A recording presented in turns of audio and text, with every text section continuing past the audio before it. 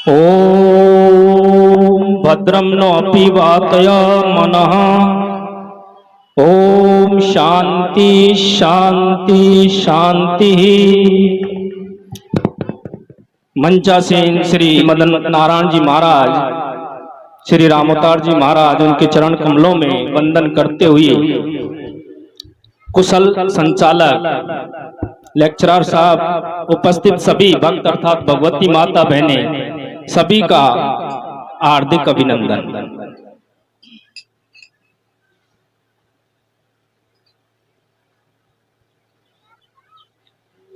हम सभी आज गुरु पूर्णिमा मना रहे हैं।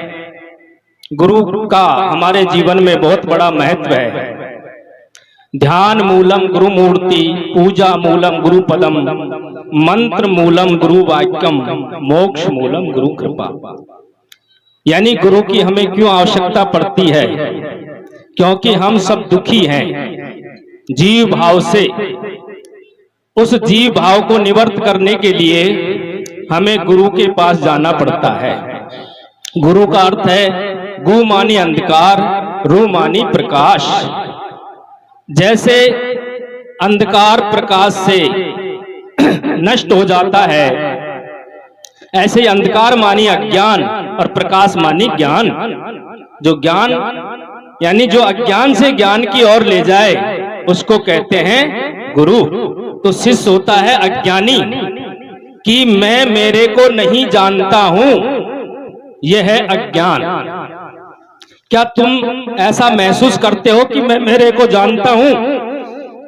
अगर जानता हूं तो मेरा कोई तुम्हारा जो भी सर्टिफिकेट है, नाम है, जाति है, वर्ण आश्रम है, ये हम नहीं हैं। तो इसलिए हम अपने को नहीं जानते। वास्तविक में हमारा स्वरूप क्या है? ब्रह्म।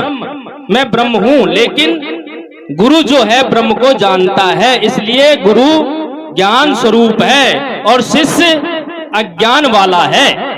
तो शिष्य जो है अपने अज्ञान की निवृत्ति के लिए गुरु ज्ञान के पास में जाएगा तो उसका अज्ञान दूर हो जाएगा।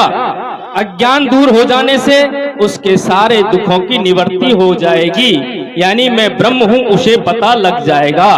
कैसे? कि जो जाने सो दे जनाई और जानत जानत खुदई है जाई। गुरु महाराज जानते हैं कि मैं ब्रह्म हूं, मैं सर्वत्र हूं, मैं व्यापक हूं।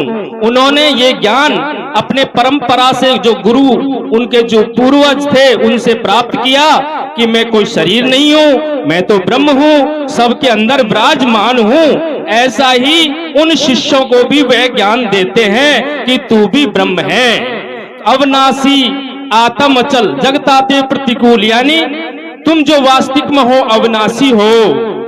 तो कहने का भाव यही है, जब हमारा अज्ञान दूर हो जाता है तो हमारे सारे दुखों की निवृत्ति हो जाती है। गुरु के विषय में और बताया है, सो गुरुदेव लिपई ने छिपे कछु।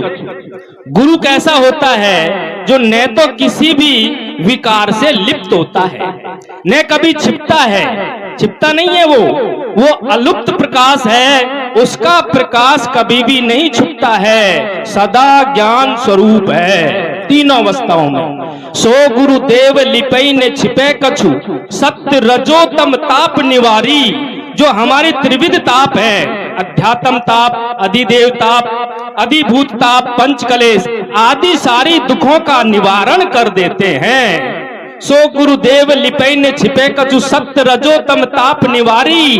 और देह इंद्रिय मृषा कर जानत, शीतलता समता उर्धारी।